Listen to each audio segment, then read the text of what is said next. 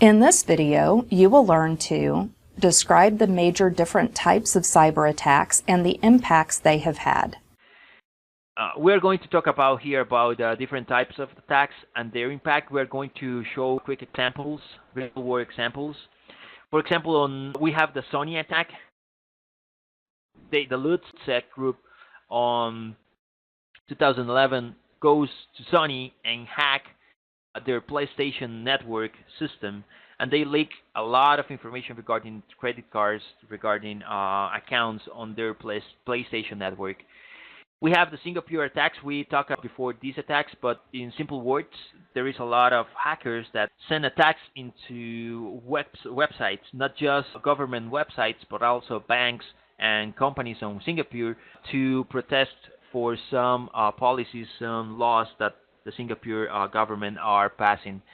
On 2014, we have a lot of attacks. We have the LinkedIn attack. Actually, that attack, that leak was something pretty important. We have eBay, we have Home Depot, Ubisoft, we have a lot of governments. On 2015, we have Target. At least 100 million of credit cards was leaked.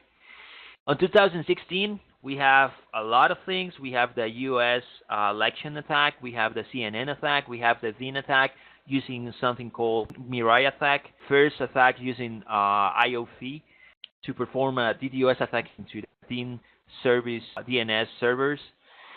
And there is a lot of things. We have on 2017, 2018, we have shadow brokers. We have Eternal Blue. We have WannaCry. We have Emotet. We have NSA leaks. This year, for example, and that's something that happened actually this week, we have an attack from Nessus. Actually, here's a good example of something called supply chain attacks.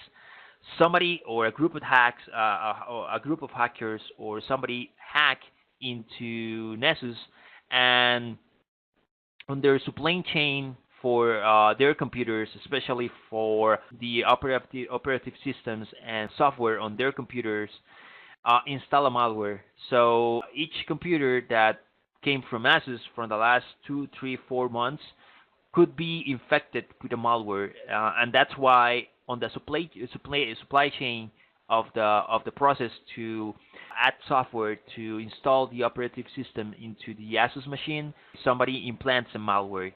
So there is a potential risk here. If you own Asus machine, it's a good idea to contact your vendor, to contact your provider, and to run some antivirus software.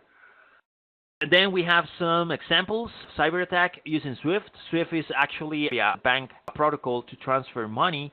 And here's a list of the millions of losses of the banks that they are having because attacks are exploiting this SWIFT technology. And it's not necessarily something that is related to the servers, to the implementation of the technology. It's something related to the identity thief, to the identity impersonation.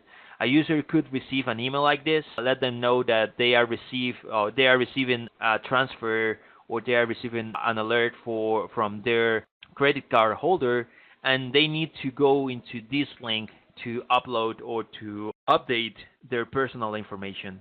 With that information, an attacker could try to apply international transfers, international money transfer using SWIFT.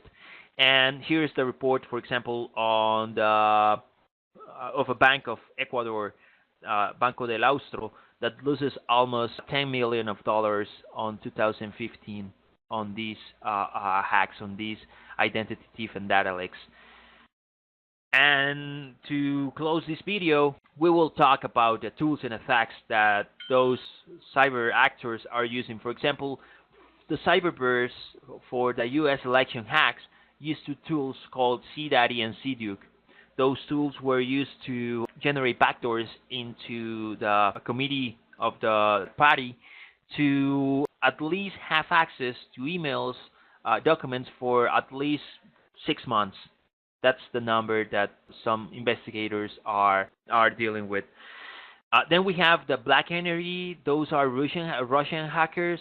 This tool is used to exploit vulnerabilities on SCADA or PLCs or ICS systems that those systems are normally used on power plants, on nuclear plants, on water plants, things like that.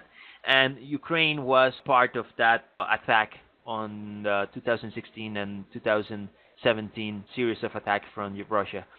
We have Shamoon, we have Dooku and Flame, we have Dark Seoul, and we have WannaCry. Those tools are used for criminals and sponsor hackers from governments to exploit not just infrastructure but also data and other information from businesses, personal information, and internet at all. Companies are normally targeted by these groups, for example, Google, Symantec, companies that have intellectual property that could be stole or could be sold in the black markets. So that's all, I think, for these videos.